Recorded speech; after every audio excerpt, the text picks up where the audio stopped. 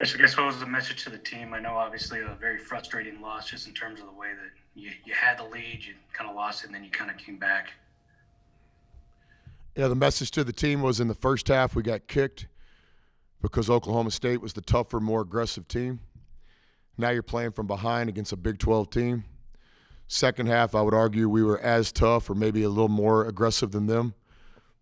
And then the last couple minutes of the game, victory is going to favor the more intelligent team, the team that makes the fewest mistakes, the team that does what they're trying to do. And Oklahoma State got the ball in the paint to Isaac and Cade, what they wanted to do, and we didn't. So that was the message to the team. First half, we got out-toughed.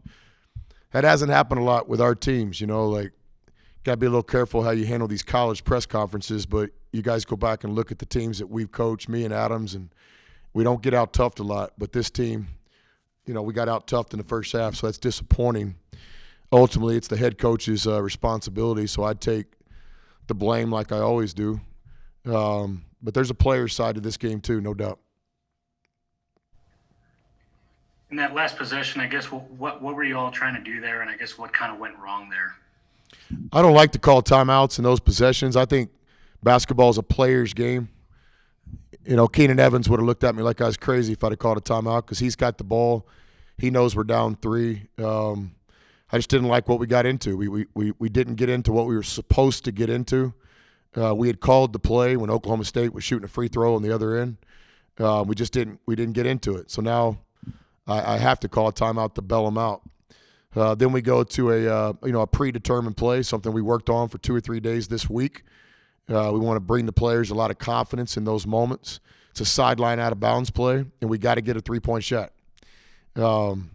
So ultimately, that's on me. When your team can't get a 3 up, when you're down 3, you can put that on the coach. But it's a fair question to ask the players. Did y'all ask the players that question, Carlos, or just me? I did not. Yeah. College basketball, I get it, guys. It's different.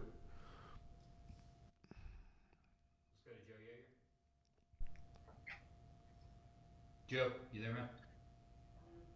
Yeah, sorry, it muted. Um, Last one for me, Chris. I guess just in terms of the play of Kevin, obviously went from 12 to 31 minutes, stepped up, had 4 of 4 free throws, kept you guys in it. Just speak to what he was able to do and what Mac was able to do and some of the other guys down the stretch for you.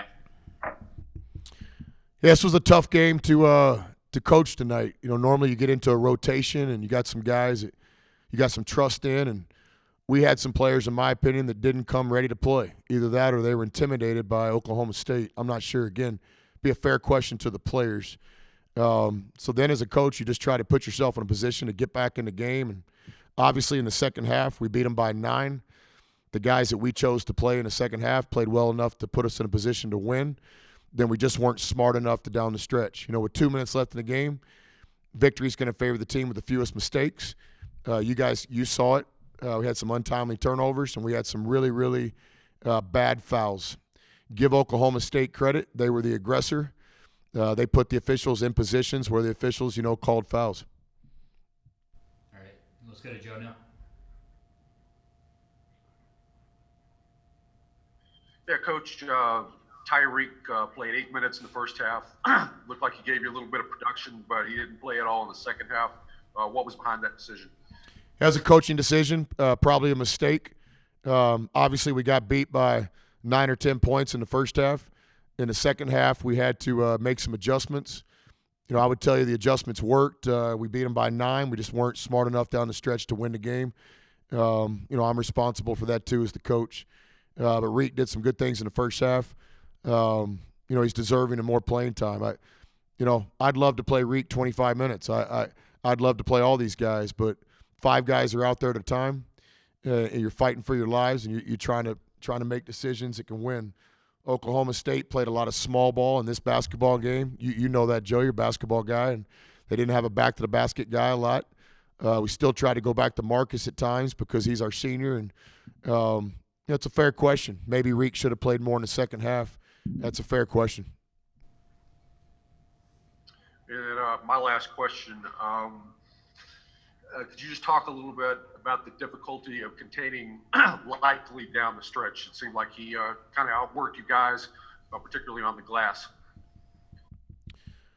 Yeah, I don't know if it's outworked, but it's definitely outproduced. It's not like our guys are sitting there trying to let him get the rebound. Isaac's a good player.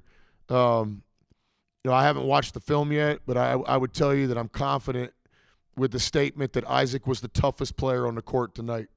And to win a Big 12 game, especially at home, you got to have some guys that are the toughest guys on the court. Isaac was the toughest guy. I don't need to look at the stat sheet. Basically, when Isaac couldn't get around us off the dribble because of some things we set up and some of our players were getting that done, then they just put him in the post. And they let him play with his back to the basket.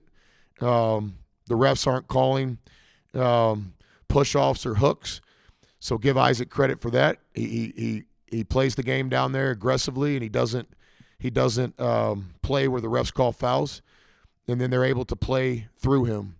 First couple years of Isaac's career, he was kind of a passer down there. Now he wants to get the assist, but when he doesn't have a chance to get the assist, he's capable of scoring or making you foul him. And so I thought Isaac played great tonight. I congratulate him like I always do, win or lose. That guy's one of the best players in the Big 12. All right, let's go to Phil.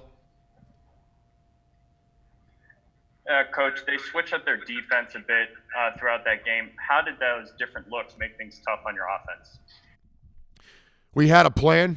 We knew they were going to change.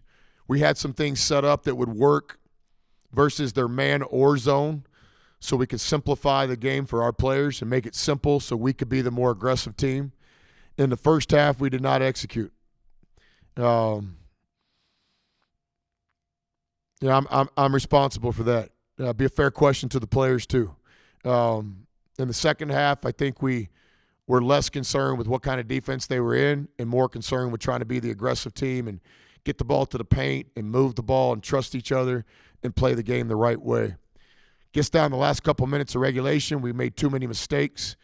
And then overtime, I would tell you their first 2 or 3 possessions in overtime, they're getting the ball to the paint, they're driving it, and we're shooting jump shots. That was not our plan.